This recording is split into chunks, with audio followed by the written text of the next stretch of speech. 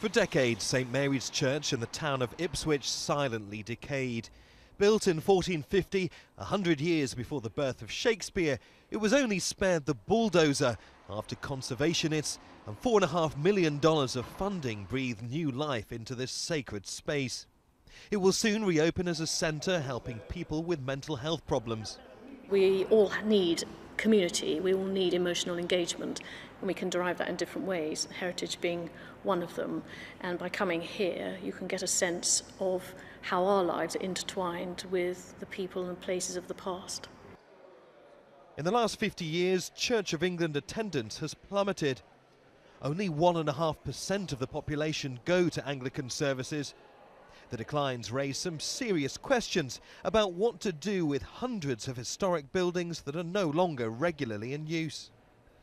The story of churches, is the story of England, and we have, a duty as a society to care for these buildings, even if we go to church or we don't.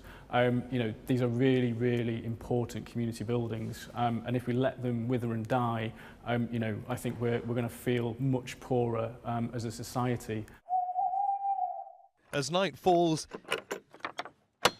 another 15th century church is unlocked to make way for a group of champers, people who camp in churches. So let's get this straight. Once upon a time that was used to bring coffins to church, and here is where you're spending the night. It may look like a spooky pastime, but the $70 a night fee helps to keep the building standing. We're about 90 kilometres away from where the Champers spent their night in a church here in King's Lynn and St Nicholas's Chapel. It's another English church that is rarely used for religious services these days, but despite the pews being empty, the bells are ringing. They've been summoning people to services this way for generations, but now tourists are pulling the ropes, with the proceeds going to protect the building. Some churches are even encouraging people to swap dumbbells for church bells and do this to stay fit. Around 20 Anglican churches are closed for worship each year. Many are sold or leased, others are repurposed.